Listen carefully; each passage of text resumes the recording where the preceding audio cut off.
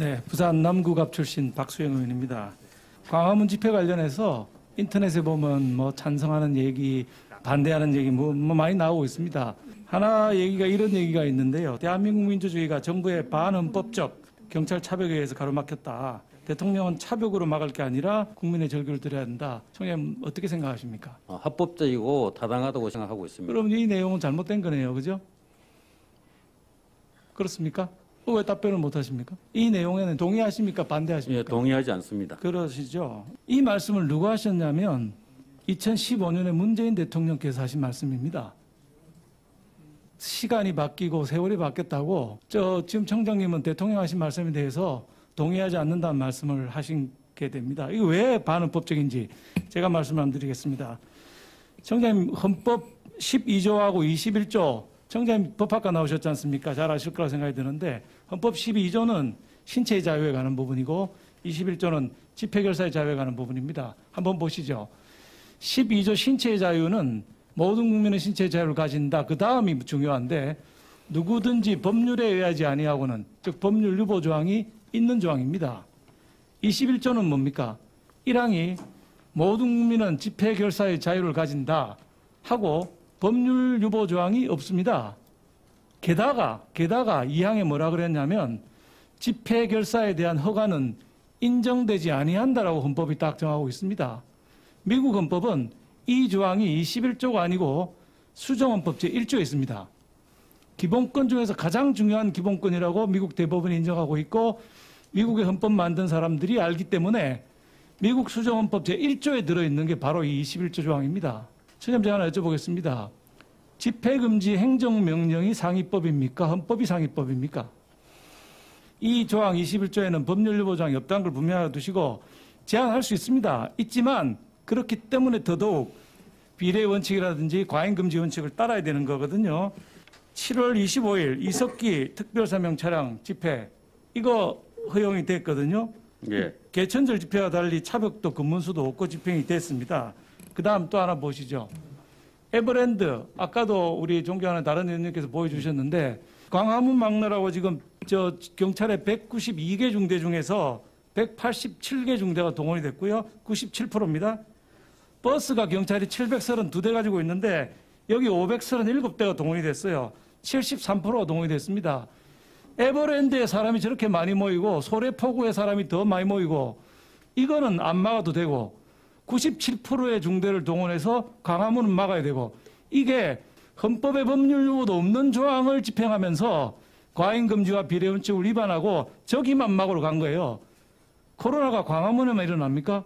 에버랜드와 소래포구는 왜 안 막는 겁니까? 행정당국의 집회금지 명령에 의해서 경찰에서 금지 통고를 했고 그 금지 통고에 대해서 법원에서도 타당하다고 인정을 했습니다. 청장님 행정명령만 기대가지고 경력 동원하십니까? 저기도 제가 보기에는 굉장히 위험한 밀접 접촉을 하고 있는 것이에요. 그럼 고르게 그 단속을 하셔야 될 거 아닙니까? 하신다면. 자, 한번 여쭤보겠습니다. 청장님께서 이런 말씀하셨어요. 강복절 집회로 인한 확진자가 600여 명이 넘게 발생하였음에도 불구하고 일부 단체가 개천절에 또다시 대규모 집회를 강행한다. 전국 경찰 지휘부 하상에 의해서 하신 말씀 맞습니까? 예. 이 600명이라는 근거는 어디서 나온 겁니까? 방역당국에서 발표한 자료를 인용하였습니다. 제가 질본에서 받은 질병관리청에서 받은 자료에 하면은 305명으로 받았습니다. 우리 존경하는 한정혜 의원님도 그 통계 인용하셔서 305명이라고 얘기를 하셨던데 600명이라는 자료는 제가 받은 자료 중에 없습니다. 이 경찰청장님께서 이런 거 얘기하시려면 정확한 숫자를 받아서 하셔야 되지 않겠습니까? 경찰은 말이죠. 대한민국을 지키는 3대 제복조직 중에 하나입니다. 경찰, 군, 소방. 그중에서 국민과 제일 밀접한 접촉을 하는 게 경찰입니다. 인권의 침해 요소도 제일 많고요. 헌법 정신으로 다시 돌아가서 국민들한테 위해가 되지 않는 존경받을 수 있는 그런 경찰 돼주시기 바랍니다. 네, 이윤규 참고인님 전대협 멤버시지요? 네, 그렇습니다. 우리 여기 계신 의원님들 대부분 학생운동하셔서 옛날 전대협 생각하실 수가 있는데 지금 새로 만드신 전대협이 어떤 조직인지 좀 간단하게 설명해 주실 수 있겠습니까? 과거의 전대협 선배님들을 비롯해서 운동권 선배님들은 정권에 맞서서 민주주의와 자주를 외쳤습니다. 선배님들은 약 30년 뒤 명실상부한 대한민국의 주류가 됐습니다. 박수영 의원님께서 말씀해 주신 것과 같이 이 자리에도 많이 계십니다. 선배님들이 소망했던 민주주의와 자주국가가 과연 이런 모습인지 실망스럽고 안타깝기 때문에 저희가 이 가치들을 제자리에 돌려놓기 위해서 활동하고 있습니다. 민주주의를 외쳤던 선배님들은 대학생이 대자보를 붙였다는 이유로 권력에 의해 부당하게 탄압받는 동안 침묵했습니다. 자주를 외쳤던 선배님들께서는 우리 국민이 북한군에 의해 사살당했음에도 김정은 한마디에 규탄 결의안조차 채택하지 않았습니다. 선배님들이 배신한 가치를 되찾기 위해서 전대협의 이름을 빌려서 활동하고 있습니다. 네, 대자보를 친구분이 붙였다가 지금 기소가 돼 있죠? 네, 그렇습니다. 단국대학이죠? 예, 그렇습니다. 예, 대법원 판례를 보면은 이 지금 건조물 침입죄라는 걸 적용했습니다. 대자보 붙인 거를, 그죠? 예, 그렇습니다. 대법원 판례를 보면은 관리자의 의사에 반해서 건조물을 침입해야 건조물 침입죄가 적용되는데 이 단국대에서 우리 학생 처벌을 원하지 않는다 이렇게 공식적으로 밝혔습니다. 그럼에도 불구하고 경찰이 무리하게 수사를 해서 건조물 침입죄로 이제 기소를 했습니다. 저는 이 사건을 이렇게 봅니다. 헌법에 보장된 표현의 자유, 이 자유를 묵살하고 건조물 침입죄라고 하는 전혀 별건에 해당하는 제목으로 이렇게 지금 기소를 해놓은 상황입니다. 자, 그 수사 과정에서 친구가 반말도 많이 듣고 했다고 하던데 그 얘기 좀 해주시겠습니까? 수사 과정에서 죄가 있으면 조사를 받아야 한다고 했고 이것은 무죄 추정의 원칙을 정면으로 위배했다고 생각합니다. 물론 이런 과정은 모두 반말로 이루어졌습니다. 그렇죠.